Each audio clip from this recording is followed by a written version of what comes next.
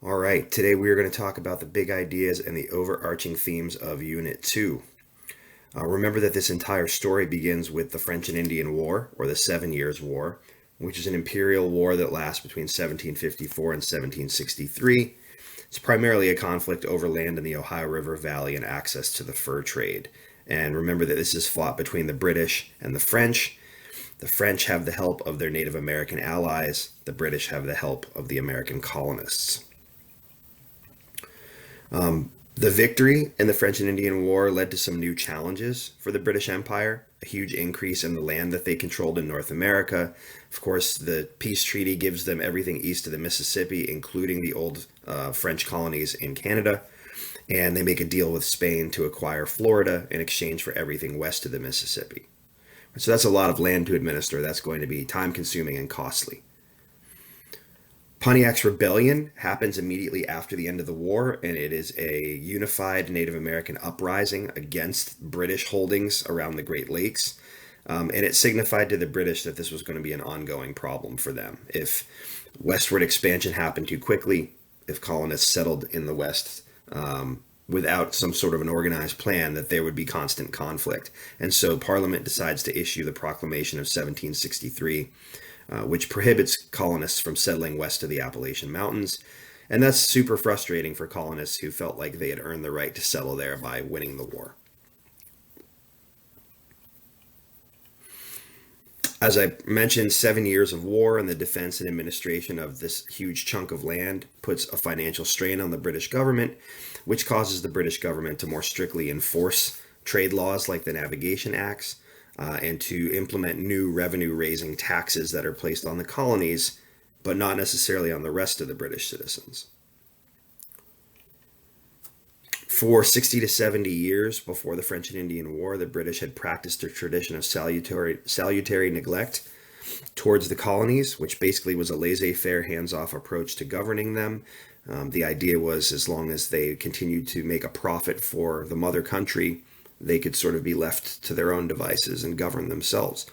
But now the stricter enforcement of trade laws, the use of writs of assistance to search people's property and seize potentially smuggled goods, the use of vice admiralty courts instead of jury trials, all of this stuff felt like punishment to the colonists. And they didn't understand why they were being punished if they had helped the mother country win the war. I think a big misconception about the reasons that the revolution happened was that it was all about taxes and colonists not wanting to pay taxes. And I think it's important that we realize that the colonists understood a need for taxes, especially on imported goods. They understood that they weren't going to get goods transported 3,000 miles across an ocean without having to pay something for that. But they didn't understand why taxes were placed on goods produced within the colonies or bought, sold, and traded within the colonies. They also objected to the idea of direct taxes, which is a sales tax paid at the point of purchase. It seemed excessive and unjust to them because they already knew that they were paying taxes that had been included into the price, the so-called indirect taxes. And it stung even more because they had no direct representation in the British Parliament, and that's where we start to get this concept of taxation without representation. We know that the colonists resisted these new policies in a variety of ways. It started out more peacefully and then kind of escalated to more aggressive tactics as time went on. But some of the various tactics that they used were meeting in special congressional sessions like the Stamp Act Congress, and then later on the Continental Congress, sending repeated petitions to the Parliament asking for them to address these injustices, boycotting boycotting the use of British goods, refusing to buy British goods, smuggling goods from other empires, which was a blatant violation of the Navigation Acts, home producing goods, which doesn't seem like it would be anything illegal, but technically if you're producing home goods, that is a way of boycotting British goods. And then the more radical sorts of approaches, attacking and intimidating British tax collectors or tarring and feathering them, as the Sons of Liberty were known to do, hijacking ships and destroying British cargo, as in the case of the Tea Party, taking up arms and training militias. Obviously, that came to a head at Lexington and Concord. So there's a variety of different ways that the colonists tried to resist these policies.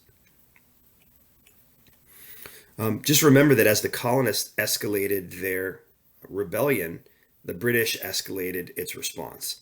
And so we saw a variety of different restrictions put on the colonies. It wasn't just economic.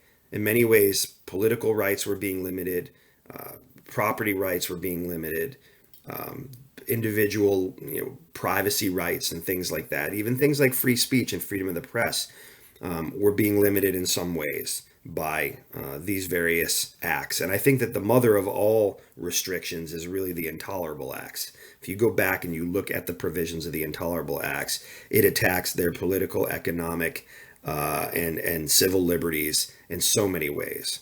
So go back and take a look again at the provisions of the Intolerable Acts, I think, before you do the SAQ or the test, because that to me is like the point of no return, where once that happens, the colonists kind of understand that it's not going to be really possible to patch up the relationship with Britain.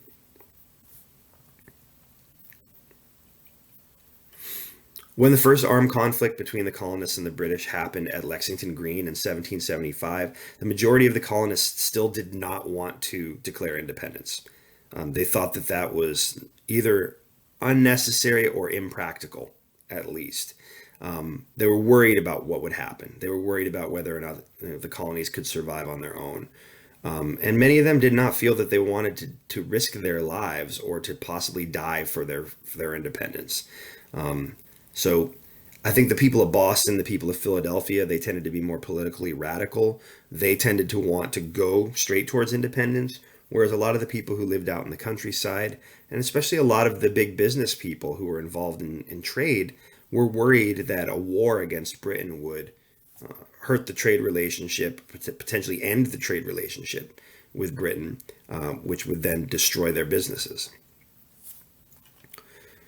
Influential propaganda like Paul Revere's engraving of the Boston Massacre and Thomas Paine's Common Sense pamphlet were really influential in persuading colonists who were not sure about revolution or not sure about independence. Those are probably the two strongest examples of colonial propaganda at the time. After the first armed conflict at Lexington, the Continental Congress formed to devise a unified strategy in response to this British aggression. And they made a lot of important decisions, but I think some of the most important ones were not going straight to war, but deciding to try to reach out peacefully through more petitions with the British government, especially most famously the Olive Branch petition, which was sort of the last ditch effort to preserve the relationship before taking up arms. They chose to basically sponsor or adopt the Massachusetts militia. So essentially, all the colonies would send money, supplies, and reinforcements to Massachusetts because that's where most of the fighting was happening at the time. Eventually, the Massachusetts militia will become the Continental Army, and there will be members from all 13 colonies. Naming George Washington the general of the Continental Army was a big move. He was actually nominated by John Adams from Massachusetts, and that was seen as a gesture of unity because a guy from Massachusetts is nominating a general from Virginia. So it was a calculated way to try to bring the colonies together, but also George Washington had quite a bit of credibility and leadership experience from the French and Indian War, and he was well known and well liked across the colonies. Obviously, the Continental Congress was responsible for drafting the Declaration of Independence as well as establishing diplomatic ties with France. Ben Franklin was instrumental in setting up that relationship to get the much needed money, ships, troops, and leadership that the colonies were lacking. And now we're getting into some of the material that was in the Revolutionary War stations. While the colonists were badly outmatched on paper, if you look at the way that the British and the colonists matched up going into this war, no reasonable person would think that the colonists had a chance of winning. But their knowledge of the home turf, their desire for independence, some of the unconventional tactics that they used, and then obviously getting French aid was decisive in their victory in the war for independence. And I think we need to also remember that the British were not as motivated to win this war. They had colonies elsewhere. The soldiers were not defending their homes or fighting for their freedom. The soldiers were just guns for hire. Many of those British soldiers would do like a 1-year tour of duty over in the colonies, and then they'd be sent back home. And so they were just trying to stay alive long enough to make it back home.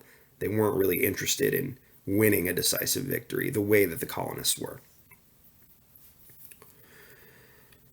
Of course, now that you're independent, right, at the end of the war, there's lots of challenges that come along with that. And I think that the colonists, the new independent Americans, we should call them at this point, had to face some unforeseen challenges that they maybe were not ready for. First of all, debt and inflation from the war. It's the same thing that Britain had just gone through after the French and Indian War, and Britain saw a need to levy new taxes. Well, the Americans didn't want to levy new taxes because they just fought a war for independence over that. And so they were very reluctant to tax these newly independent Americans. And so the government did not tax Americans and therefore could not pay down its debts. So it led to a very unstable economy with runaway inflation. Farm prices, agricultural prices plummeted because primarily the United States did not have a stable trade relationship with Britain anymore because we had just fought with them. There was civil unrest, civil unrest and uprisings like Shays' Rebellion. Lack of unity among the states. The states didn't see themselves as one thing. They saw themselves as independent countries almost. They had a lack of a single currency or a single trade policy. So exchange rates were hard to figure out. One state could have a trade relationship with a foreign country, and the neighboring state could have a trade relationship with a rival foreign country, and that could cause all kinds of problems. There was a lack of a centralized military. Each state had its own militia, but there was no national army that was necessarily under a central command or centrally funded. The Articles of Confederation, the government at the time had no power to tax and no national courts and no chief executive to actually enforce the laws. So there's no president. There's no judicial system. They had a one branch government, which was the legislature, and every state had equal voting power in that legislature, whether you were a small state like Rhode Island or a large state like Virginia. And so this made America look weak and vulnerable, and it was pretty clear that the Articles of Confederation had served its purpose during the war and in the early days of the new republic, trying to establish settlement in the Northwest Territory. But other than that, the Articles of Confederation was a pretty epic failure. Shays' Rebellion was really the event that highlighted this. Shays' Rebellion was a bunch of farmers from western Massachusetts who they were in debt. They couldn't pay mortgages on their farms, and they were asking to be paid money that had been promised them because they had fought in the American Revolution, but the government had no money to pay them. They saw that people in Boston, the business people in Boston, the wealthy landowners in Boston, were doing fine after the war, and they saw that wealth inequality as a major problem. And so they took up arms. They robbed an armory in Worcester, Massachusetts, and marched to Boston and tried to take over the state house and overthrow the government in Massachusetts. And then this was an indication, especially to the wealthy property owners, that a stronger form of central government was necessary. So every state, except for Rhode Island, sent a delegate to Philadelphia in 1787 to revise the Articles of Confederation. And what's so ironic about that is that Rhode Island didn't send a delegate in protest because the Articles of Confederation said that to change it, you needed unanimous consent. So you needed all 13 states to participate.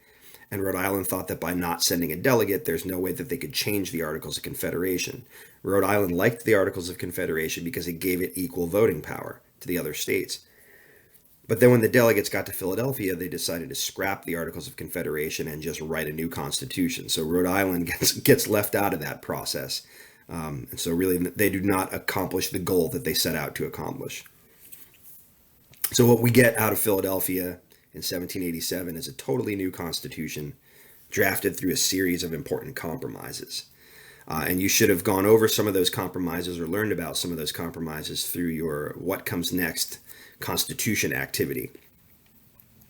So among some of the provisions of the Constitution that came from these compromises, that the new government would have three distinct branches: executive, legislative, and judicial.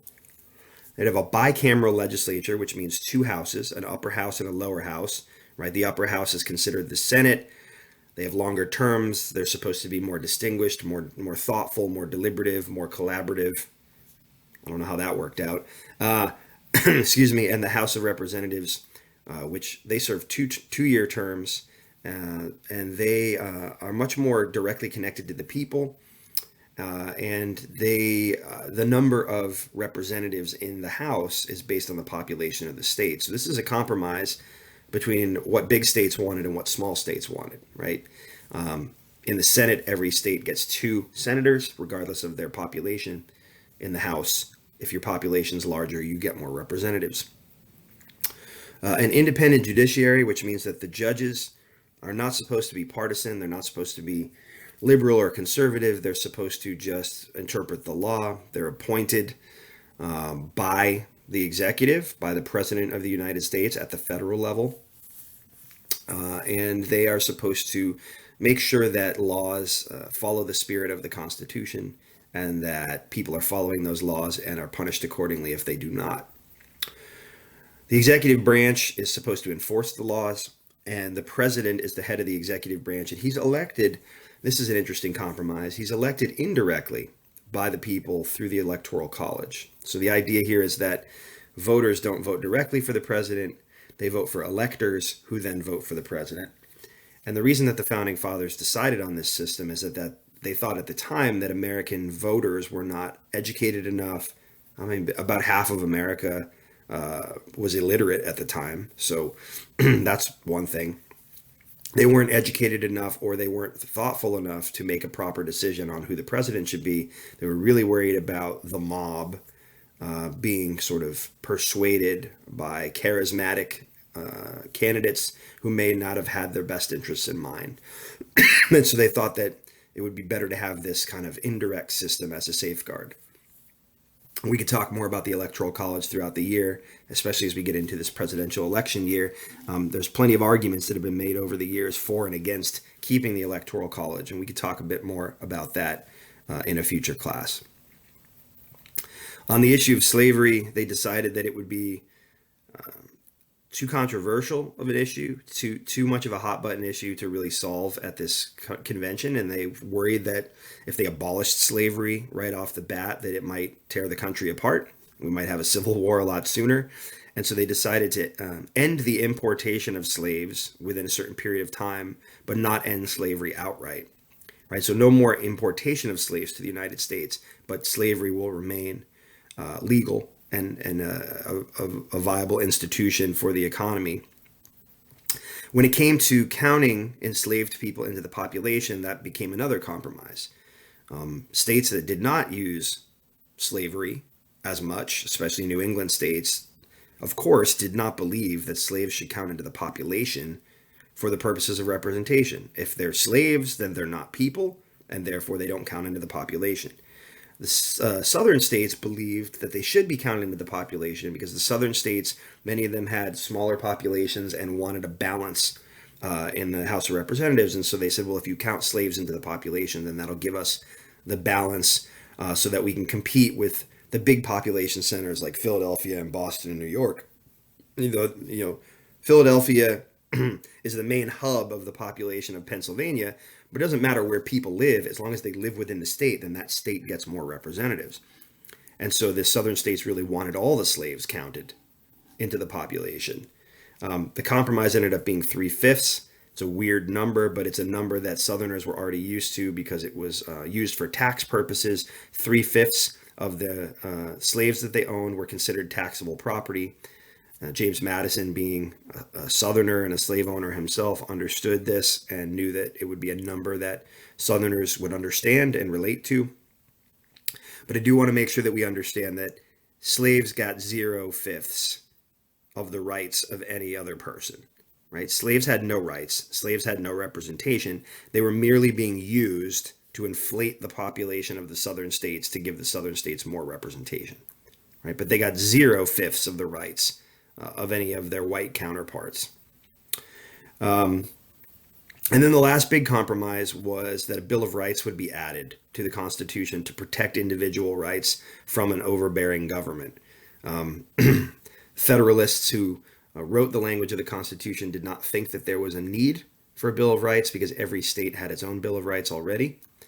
But the Anti-Federalists were really pushing for these stronger safeguards for individual liberties to really make sure that government would not become corrupt or tyrannical. And so James Madison said, if you ratify the Constitution, then I promise that I will draft a Bill of Rights. And that's how the deal worked out. All right, so that's the basic review of this unit in 20 minutes. If you have additional questions, please feel free to email me.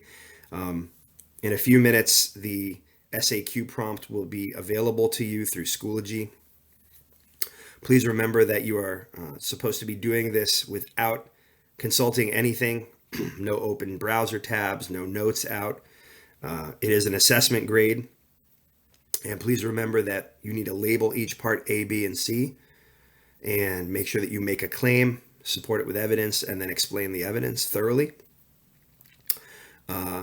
You'll be submitting this at the end of 15 minutes. If you get extended time, you have up to 23 minutes. At the end of 23 minutes, the timer will end and your prompt will be automatically submitted at that point. I do see on my end how long it took you to complete the assessment. So those of you who do not get extended time, please, I'm asking you to limit it to 15 minutes. If you have any additional questions, please feel free to email me. When the SAQ is over, you'll have time to work on the practice items that I've posted on AP Classroom, or to finish up your Unit 2 study questions if you haven't done that yet, or any other work that might be incomplete for this unit. You can work on that quietly at your seats, and then we will have the multiple choice test next class. All right, good luck with the SAQ, and check in with me if you need to. Thanks.